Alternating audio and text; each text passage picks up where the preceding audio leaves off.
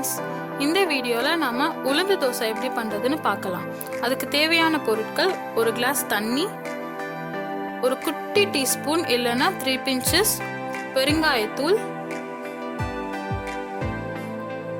ஒரு கப் உளுந்து மாவு,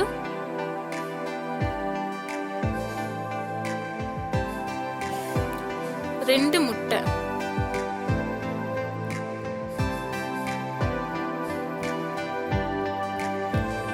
ஒரு டீஸ்பூன் பெப்பர் பவுடர், உப்பு தேவையான அளவு, மஞ்சள் தூள் அரை டீஸ்பூன்.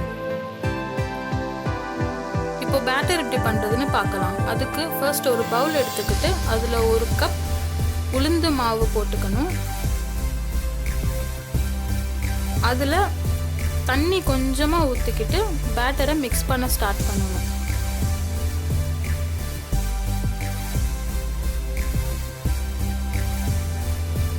இந்த மாதிரி பேஸ்ட் ஆகிட்டதுக்கப்புறம் இன்னும் கொஞ்சம் நல்லா தண்ணி ஊற்றிக்கிட்டு இன்னும் கொஞ்சம் மிக்ஸ் பண்ண ஸ்டார்ட் பண்ணணும். ஏன்னா அப்போ தான் அதுக்குள்ளே இருக்கிற ஏர் பபிள்ஸ் எல்லாம் பர்ஸ்ட் ஆகும். பேட்டரும் நல்லா ஃபைன் பேஸ்ட்டாக இருக்கும். இந்த மாதிரி இன்னொரு தடவையும் ப்ராசஸ் ரிப்பீட் பண்ணிவிட்டு இன்னும் நல்லா அந்த பேட்டர் திக்கார வரைக்கும் மிக்ஸ் பண்ணிகிட்டே இருக்கணும்.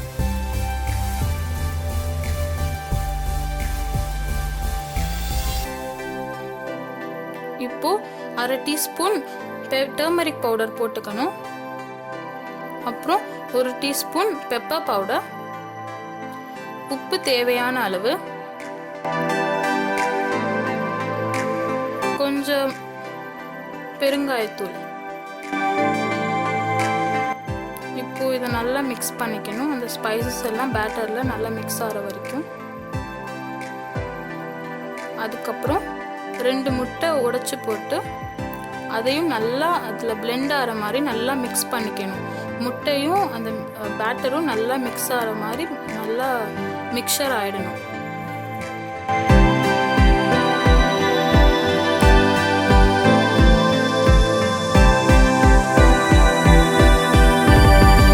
அது வரைக்கும் கொஞ்சம் ஃபாஸ்ட்டாக மிக்ஸ் பண்ணோன்னா அந்த முட்டை அந்த பேட்டரோட நல்லா மிக்ஸ் ஆகும்.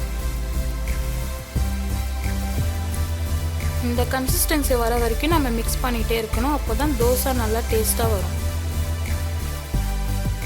இப்போ பேட்டர் ரெடி ஆகிடுச்சு. தோசை எப்படி பண்ணுறதுன்னு பார்க்கலாம்.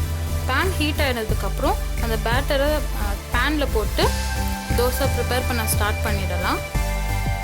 அதில் நம்மளுக்கு தேவையான எண்ணெய் ஊற்றிக்கலாம். உங்களுக்கு கம்மியாக வேணும்னா கம்மியாக ஊற்றிக்கோங்க. இல்லை நார்மலாக நீங்கள் சாப்பிடுவீங்கன்னா அதுக்கேற்ற மாதிரி எண்ணெய் ஊற்றிக்கலாம்.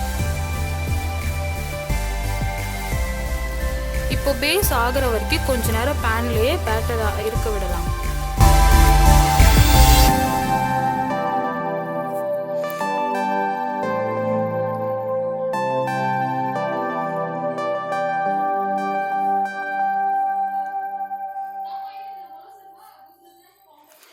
இப்போ அதை ஃப்ளிப் பண்ணிடலாம். இதில் பார்த்தீங்களா, இந்த மாதிரி கோல்டன் கலர் ஆகிற வரைக்கும் நம்ம வெயிட் பண்ணிவிட்டு ஃப்ளிப் பண்ணணும். எக்கு போட்டதால் இதுக்கு இந்த தோசை ஃப்ளஃபியாகவும் இருக்கும். இதில் ஹெல்த் வேல்யூஸ் நிறைய இருக்குது. நம்மளோட ஹிப் போன்ஸ்க்கு இது ரொம்ப ஸ்ட்ரென்த் கொடுக்கும். இந்த தோசை டேஸ்டியாகவும் இருக்கும். ஏன்னா நம்ம பெப்பர் பவுடர் எக்கெல்லாம் போடுறதால டேஸ்ட் இன்க்ரீஸ் ஆகும். இப்போ அடுத்த சைடு ஆகிறது வரைக்கும் வெயிட் பண்ணிவிட்டு ஃப்ளிப் பண்ணோம்னா இந்த தோசை ரெடி ஆகும்.